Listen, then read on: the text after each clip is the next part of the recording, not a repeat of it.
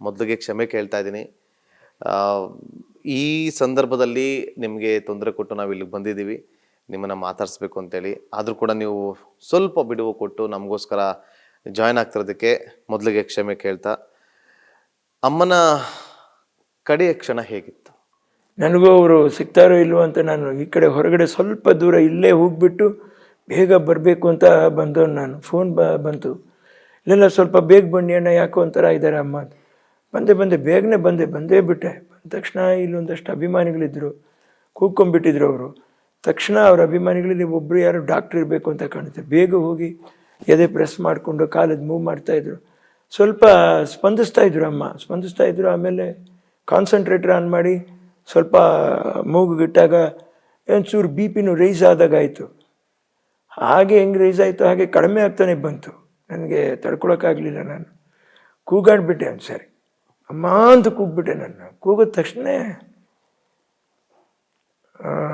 ವಿನು ಅಂತಂತ ಹೇಳಿದ್ರು. ಒಂದು ಸರಿ ಕಂಡುಬಿಟ್ಟು ವಿನು ಅಂತಂತ ಹೇಳಿದ್ರು. ವಿನು ಅಂತಂತ ಹೇಳಿದ ತಕ್ಷಣ ಅಪ್ಪ ಬನ್ನಿ ನೀರು ಬಿಡಿ, ಬಾಯಿಗೆ ನೀರು ಬಿಡಿ ಅಂದರು. ಇದು ಏನು ಕೇಳ್ತಾ ಇದ್ರಿ ಎತ್ತ ಅಂತ ಕೂಡ ಪಾಪ ಕುಡಿಯೋಕೆ ಚೆನ್ನಾಗಿ ಕುಡಿದ್ರು. ನೀರು ಕುಡಿದು ಹಾಗೇನೆ ಕಣ್ಣು ಮುಚ್ಚಿಬಿಟ್ರು. ಆಮೇಲೆ ನಾ ಮಾತಾಡಲಿಲ್ಲ ರೀ. ಅಮ್ಮ ನಮಗೋಸ್ಕರ ಕಾದು ಕೂತಿದ್ದ ಜೀವ ಅದು. ಕಡೆಯ ಪದನೂ ಕೂಡ ವಿನು ಅನ್ನೋದೇ ಬಂದಿತ್ತು.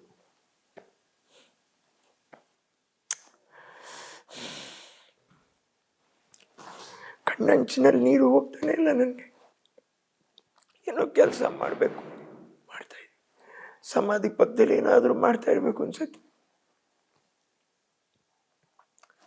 ಮಲಗಿರುವಾಗ ಒಂದು 12 ಗಂಟೆ 1 ಗಂಟೆಗೆ ಎಚ್ಚರಿ ಆಗ್ಬಿಡುತ್ತೆ. ನೋಡ್ತಾ ಇರ್ತೀನಿ. ನನಗೆ ಕಷ್ಟ ಇವ್ರೆ, ತುಂಬ ಕಷ್ಟ. ನೋವು ಸಹಿಸ್ಕೊಳ್ಳೋ ಶಕ್ತಿ ನಾವೇ ತಗೋಬೇಕು. ಒಂದೇ ಒಂದು ಅವ್ರು ಏನು ಹೇಳಿದಾರೋ ಹಾಗೆ ನೋಡಿಸ್ಕೊಂಡು ಹೋದಾಗ ಮಾತ್ರ ಸ್ವಲ್ಪ ನಮ್ಗೆ ಶಾಂತಿ ಆಗ್ಬೋದು ಹೊರತು ಸಮಾಧಾನ ಅನ್ನುವಂಥದ್ದು ನಂಗೆ ಗೊತ್ತಿಲ್ಲ. 6ಕ್ಕೆ 3ರಲ್ಲಿ ಮಾತ್ರ ಸಿಗ್ಬೋದು ನನಗೆ ಅಷ್ಟೇ.